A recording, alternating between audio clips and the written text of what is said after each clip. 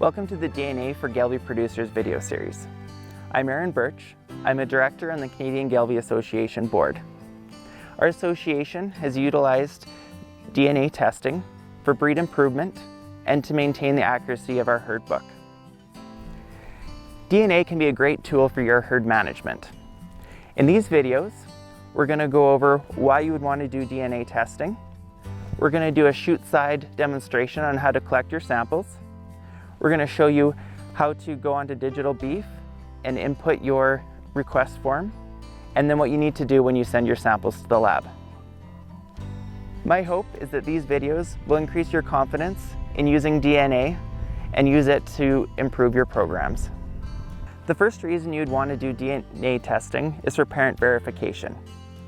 This is both to give your customers a guarantee of what they're buying, as well as if you are unsure of the parents of one of your animals. It's a great tool if you use multi-sire groups or if you have close services on your cows. For example, if they're AI'd and then exposed to a bull shortly after. The Canadian Gelbvieh Association bylaws also state that all embryo transplant calves, walking herd sires, AI sires, and donor dams need to have DNA on file. Genetic testing gives us the ability to test for both desirable and undesirable traits. A good example of this is horn poll testing and color testing. We are also able to test for genetic defects. Although these aren't common in our breed, it is important to stay on top of them. The CGA bylaws require that all donor dams and AI sires are tested for these genetic defects. The two most common ways to collect your DNA are with a hair card or a tissue sampling unit, or TSU. Both have pros and cons. The hair cards are easier to store and to mail and are more cost effective. The TSUs I find are easier to use and you get a cleaner sample. We're going to go over how to use each of these, and then you can decide for yourself what you prefer for your program.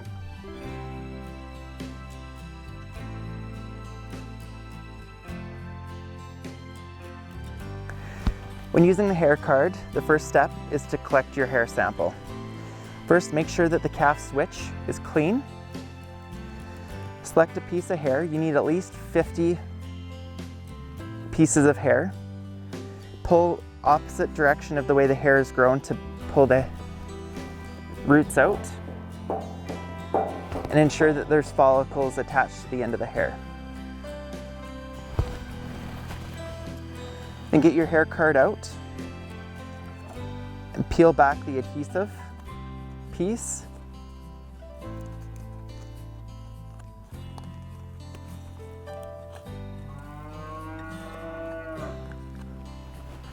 Place the hair on the adhesive and close the hair card and secure it. And then cut off the excess hair. On the front, label it with the calf's tattoo, and it's ready to go into storage in a cool, dry place or to be mailed to the lab. To load your TSU gun, first make sure that the locking collar is open. Place your complete TSU in the locking collar and turn it to lock it in place.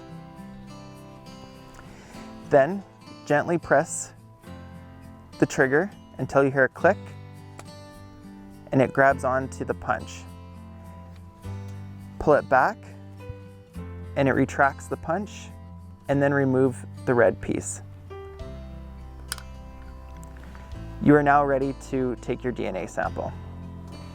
To take the DNA sample, it's very simple. Have your ready TSU,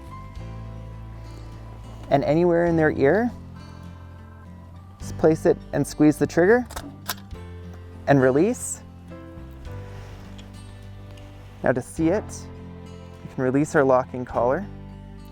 So double check at the end of the TSU that it's red. It will be green if it hasn't been used. See your DNA sample right in the TSU. To release your punch, simply pull your handles apart and it releases the punch, and you're ready to reload your TSU. Once you've taken your DNA sample, you want to write the animal's tattoo in the box insert Make sure that the number on your TSU tube matches with the one on the insert. This insert and the tube have to be sent in when you send the sample to the lab. Your tube is now ready to either be sent in right away or can be put in the freezer to be sent in later. First, log into your Digital Beef account, which will bring up your home screen. On the work menu on the left-hand side of the screen, click the Herd Management drop-down. From that drop-down, click on the DNA button. This will bring up the DNA Profile Management screen. Select the DNA Order Request tab. In this tab, type the number of requests you would like to make and click Continue. Enter the animal's registration number in the registration number box and then click the yellow question mark to fill in their sire and dam's information. Make sure that this information is correct. You are now ready to fill out your request. You can do any number of the next steps depending on what tests you would like done. To test to either additional sires or dams, click the button with the plus symbol, which brings up either the additional sires or dams test screen. You'd want to do this if you are unsure if the sire or dam is what you think it is. To list additional parents, list their full registration numbers separated by a comma and no space. After completing, click the Save button. If you want to parent verify, there are 4 options to choose from. Only select one. The first option is GGP-LD packages 1 and 2. This includes parentage and genomically enhanced DPDs, but is a lower density test. The second option is bovine 50K packages 3 and 4. This gives you parentage, genomically enhanced DPDs, and is a higher density test. All AI sires and donor dams need this test. The third option is SNP parentage. This only gives you parentage and no genomically enhanced DPDs. It is a lower density test. The fourth option is microsatellite parentage. This is an old technology that is rarely used. Of these 4 options, you are most likely to do bovine 50K or SNP parentage.